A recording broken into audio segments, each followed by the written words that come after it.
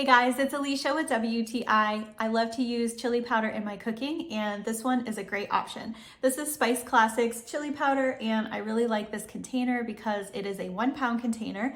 So I like to buy things in bulk because I use a lot of spices. I like to cook a lot. I like to make homemade rubs, homemade taco seasoning, chili, things like that, and it uses a lot of chili powder. So it's a really affordable way to get a larger amount and also saves on packaging.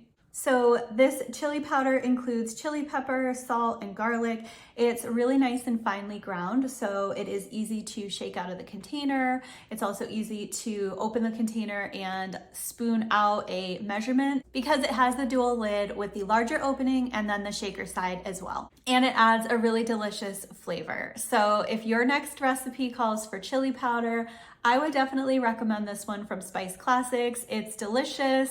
It's a great way to buy spices in bulk, and that's my point of view.